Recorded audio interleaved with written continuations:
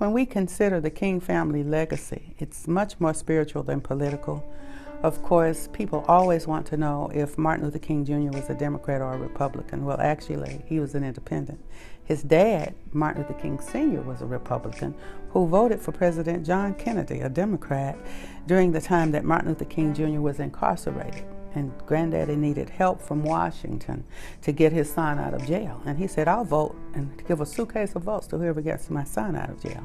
That ended up being President John Kennedy, who was reluctant. But his brother Bobby Kennedy said, help him. President Nixon said, I want to help him. His advisor said, don't help him. And so President Kennedy was credited to helping Martin Luther King Jr. be released from jail and won the vote of Daddy King. However, Daddy King was a staunch Republican much of his life.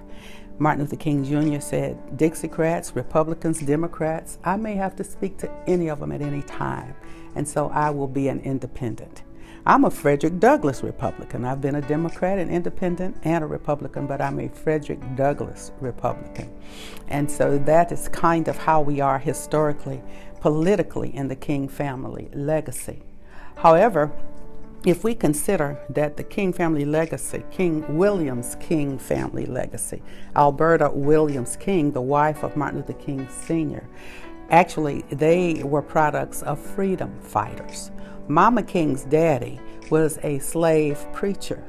Willis Williams and his wife Lucretia, they were slaves, and they were freed slaves. They became freed. And they had a son, Adam Daniel Williams. And my dad is Alfred Daniel Williams, Adam Daniel Williams, who became one of the first founders of the NAACP in Georgia. Daddy King's grandfather, Nathan Branham King, was from Ireland. He was a freedom fighter. He came here, and one of his sons, James King, and his wife birthed Martin Luther King Sr. So here you have Daddy King, part Irish, Mama King, just the daughter of a powerful black preacher. These slave masters, it is said, came to hear him preach. The gospel was so pure, the slave masters wanted to hear him preach. His son, Adam, it said that as a little boy, he would preach to the little black children. He'd preach to the dogs and cats and get them saved too. He was such a good preacher. And so spiritually, the spiritual roots of the Williams King family and the political roots have always been facing freedom, but it was with God. We have always been a very spiritual family, looking to and relying on God to deliver us. And that has gone through generations. I actually marched in the 1960s and went to jail, and I was trained as a freedom fighter. But we were taught to pray, to trust God, to be very nonviolent. And that training has come with me into the 21st century.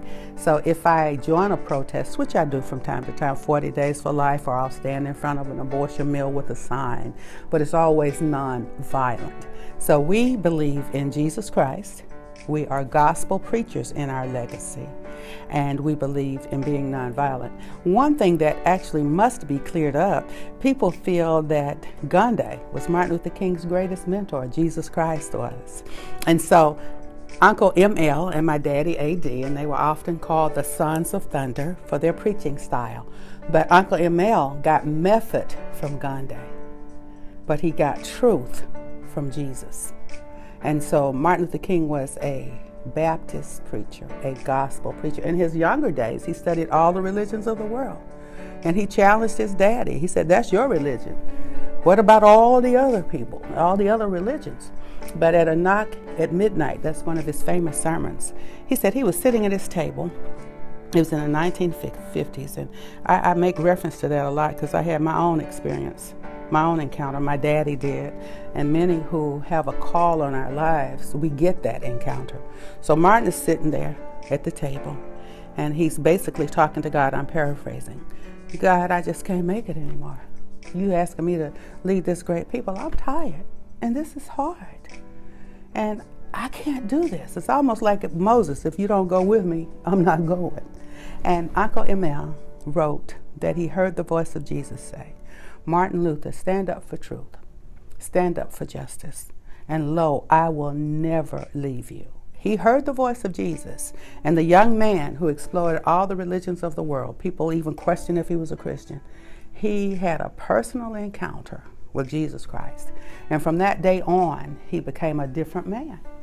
And my mother said the night that he did the mountaintop speech, my mother, Naomi King, and if you would view that speech, you'll see that. She said there was a light in his eyes. And he says, and I'm not fearing any man. I've been to the mountaintop.